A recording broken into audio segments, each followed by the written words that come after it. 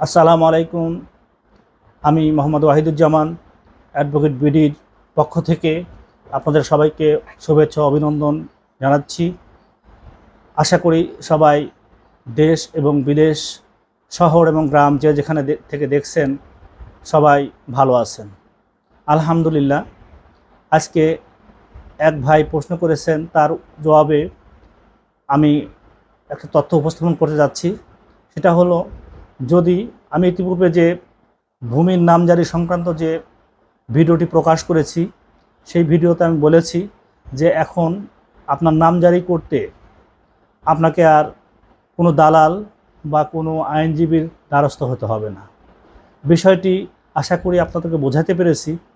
তারপরেও আমি একটু ইঙ্গিত দিয়ে যাচ্ছি। নামজারি কি?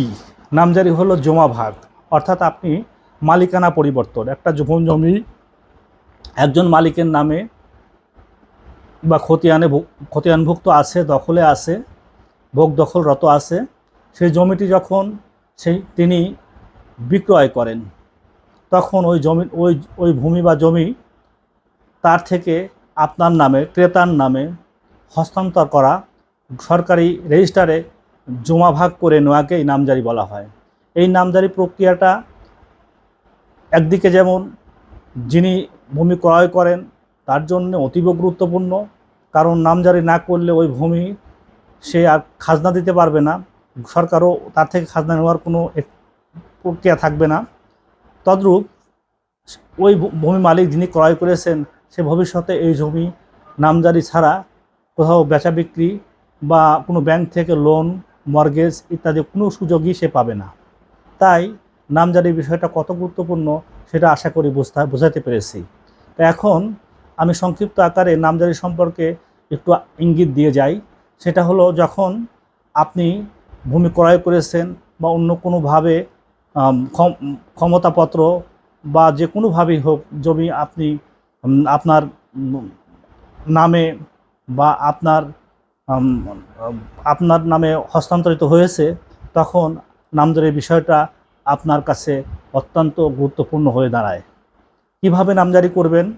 আপনার উক্ত ভূমির সমস্ত দলিল, পিঠদলিল, ইতিপূর্বের মালিকের খাজনা খারিজের কাগজপত্র সহ যাবতীয় কাগজপত্র যা কিছু আছে, আপনি সেগুলো নিয়ে আপনার নিকটস্থ একটি কম্পিউটারের দোকানে, যারা সাধারণত অনলাইনে এই ধরনের কাজকর্ম করে থাকেন, গেলে তারা বর্তমান সরকার অনলাইনে যে নামজারির জন্য একটা সুনির্দিষ্ট ফর্ম দিয়ে দিয়েছে ভূমি মন্ত্রণালয় থেকে, উক্ত ফর্ম সুষ্ঠু সুন্দরভাবে পূরণ করার মাধ্যমে, এবং সেখানে নির্দেশনা দেওয়া আছে আপনার কী কী কাগজপত্র দলিলাদি দাখিল করতে হবে।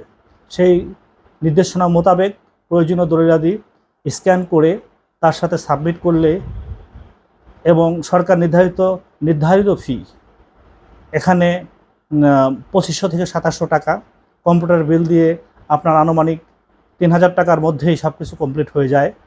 তো সেক্ষেত্রে আপনি যথাযথ প্রক্রিয়ায় আবেদন সম্পন্ন করলে উক্ত আবেদনটির সঙ্গে সঙ্গে আপনার স্থানীয় ভূমি অফিস, এসি ল্যান্ড অফিসে দাখিল হবে, এবং সেখান থেকে আপনার ওটার গ্রহণপূর্বক আপনার নামে একটা রসিদ চলে আসবে, এবং আপনি পরবর্তীতে আপনার কাছে যে হার্ড কপি রয়েছে, অর্থাৎ যে আবেদন করেছেন সেটা প্রিন্টেড কপি এবং প্রয়োজনীয় কাগজপত্র একটা সেট করে সরাসরি ভূমি অফিসে গিয়ে সকল প্রকার কাগজপত্র জমা প্রদান করবেন, এবং এরপর আপনার উক্ত ভূমি অফিস থেকে একটা মেসেজ মোবাইলে, আপনার প্রদত্ত মোবাইলে একটা মেসেজ আসবে শুনানির তারিখ।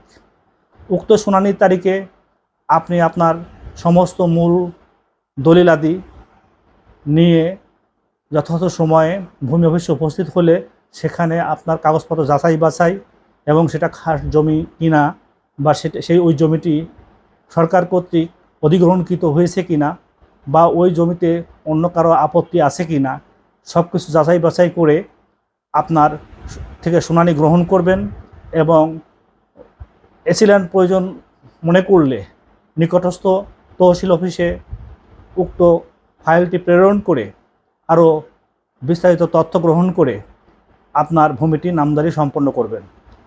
সুখের কথা হলো, আনন্দের বিষয় হলো যে এখন আপনার কোনো প্রকার তদবির ছাড়া, কোনো দালাল ছাড়া, কোনো উকিল ছাড়া 1 মাসের মধ্যেই আপনার এই নামজারিটি সম্পন্ন হয়ে যাবে।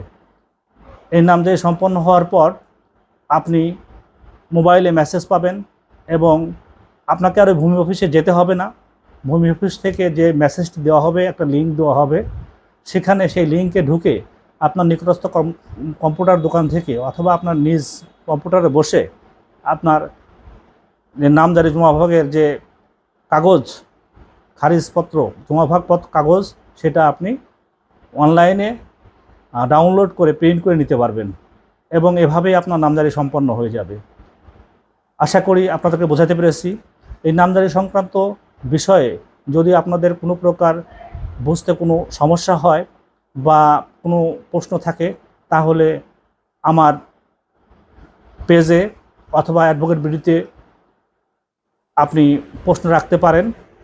আমি আপনাকে সম্পূর্ণ বিশদ ভেঙে বুঝাই দেওয়ার জন্য সর্বদা প্রস্তুত আছি।